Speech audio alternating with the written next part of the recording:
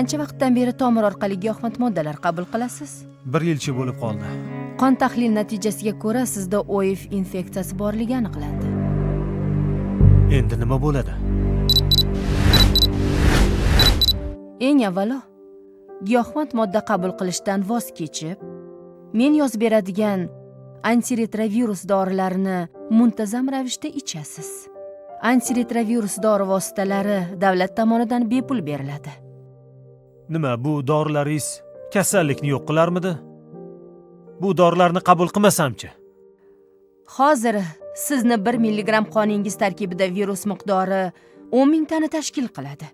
Agar siz virusga qarshi dorilarni o'z vaqtida qabul qilmasangiz, organizmdagi virus miqdori ko'payib, immunitet tizimini batamom yemiradi. Va qonda bir kunda millionlab yangi viruslar shakllanadi. Natijada kasallik avj olib, OITS rivojlanadi. Giyohvand modda qabul qilish esa OITS bosqichiga o'tish xavfini yanada oshiradi. Organizmda immunitet tizimini zaiflashishi natijasida sil, zotiljam, rak va boshqa xavfli kasalliklar rivojlanishiga olib keladi. Shuning uchun OIV aniqlangan har bir bemor bu kasalliklarga tekshiruvdan o'tishi shart. Uzr.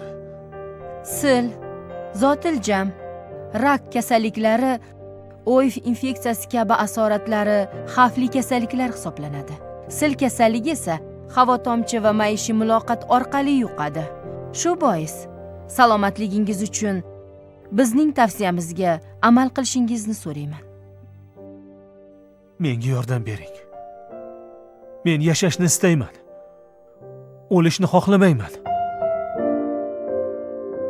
Sog'lig'ingizga, hayotingizga befarq bo'lmang.